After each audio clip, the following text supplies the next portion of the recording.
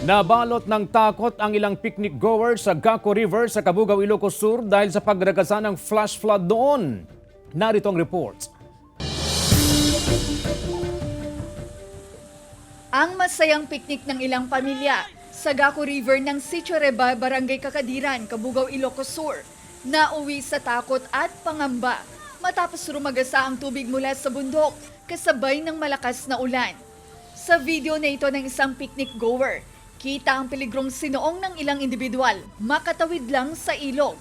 Gumamit sila ng lubid na itinali sa puno. Tapos nung around 1 o'clock na noon, ma'am, nung patawid na kami noon, ma'am, yun na yung rumagasa na yung malakas na alon, ma'am. Ayon kay Efraim, tinatayang 20 katao ang stranded.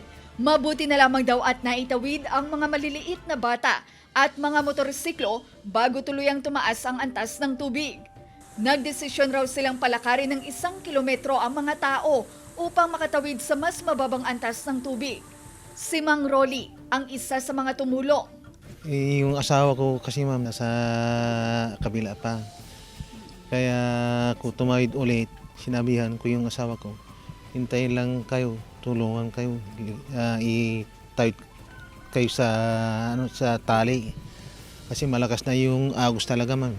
Kinakabahan ako sa mga tinutulungan ko eh. Kasi matakot sila sa malakas na tubig.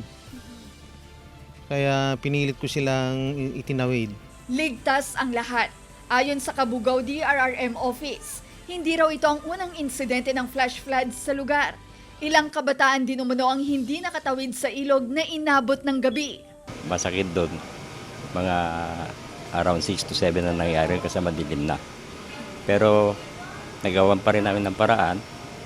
Na-rescue namin lahat yung mga stranded. Ayon sa otoridad, nasa paanan na ng bundok ang ilog.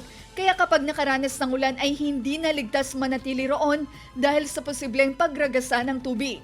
Kailangang tumawid agad at umalis palayo sa ilog. Kasama si George Benson, Ivy Hernando, 1 North Central Luzon.